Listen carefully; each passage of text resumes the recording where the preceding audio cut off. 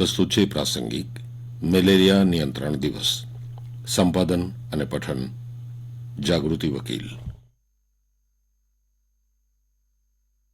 મચ્છરોથી ફેલાતો રોગ મેલેરિયા અને એ વિશે લોકોને જાગૃત કરવા માટે દર વર્ષે 25 એપ્રિલે મેલેરિયા દિવસની ઉજવણી કરવામાં આવે છે. મેલેરિયા જાગૃતિ દિવસની ઉજવણી સૌપ્રથમ આફ્રિકા દેશમાં થઈ હતી. વર્ષ 2001થી આફ્રિકાના દેશોમાં 25 એપ્રિલના રોજ આફ્રિકા મેલેરિયા દિવસ ઉજવવાની શરૂઆત થઈ. 60મી વિશ્વ આરોગ્ય સભામાં દર વર્ષે 25 એપ્રિલને વિશ્વ મેલેરિયા દિવસ તરીકે ઉજવવાનું નિર્ધારિત કરવામાં આવ્યું. ત્યારથી આફ્રિકા મેલેરિયા ડેને બદલે વિશ્વ મેલેરિયા દિવસ ઉજવવામાં આવે છે.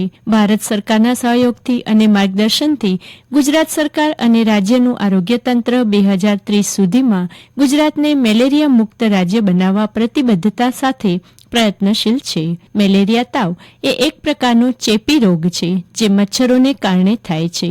માદા એનોફિલિસ મચ્છરના કરડવાથી મેલેરિયા રોગ થાય છે. આ માદા મચ્છરમાં ખાસ પ્રકારના બેક્ટેરિયા જોવા મળે છે જેને મેડિકલ ભાષામાં પ્લાઝ્મોડિયમ તરીકે ઓળખવામાં આવે છે. આ માદા મચ્છરમાં બેક્ટેરિયાની 5 પ્રજાતિઓ છે જે મેલેરિયા ફેલાવે છે. જેવું આ મચ્છર કરડે છે, પ્લાઝ્મોડિયમ નામના બેક્ટેરિયા વ્યક્તિના શરીરમાં પ્રવેશ કરે છે અને તે પછી દર્દીના શરીરમાં પહોંચે છે અને અનેક ગણો વધે છે.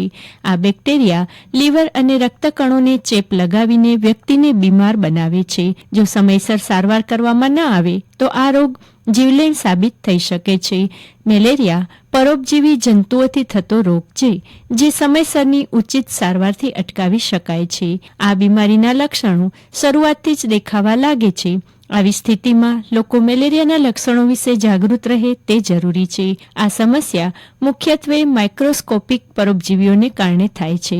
જ્યારે મચ્છર માણસને કરડે છે ત્યારે તેના શરીરમાં પરોપજીવીના ફેલાવાને કારણે આ સમસ્યા થાય છે. 4 પ્રકારના મેલેરિયા પરોપજીવીઓ મનુષ્યને સંક્રમિત કરી શકે છે. રક્ત દ્વારા ફેલાવીને મૂળને મજબૂત કરે છે. આવી સ્થિતિમાં તેના લક્ષણો વિશે જાગૃત રહેવું ખૂબ જરૂરી છે.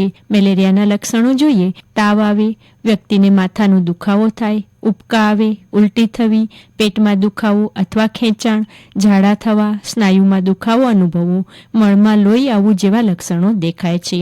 આવા લક્ષણો દેખાય તો તરત જ ડોક્ટરનો સંપર્ક કરવો જોઈએ. આ તમામ લક્ષણો ગંભીર છે. મેલેરિયાના પરોપજીવી 1 વર્ષ સુધી શરીરમાં નિષ્ક્રિય રહી શકે છે.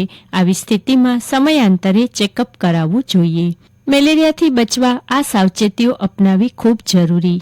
આપણા ઘરની આસપાસ ગંદકી અને પાણી ભેગા ન થવા દઈએ.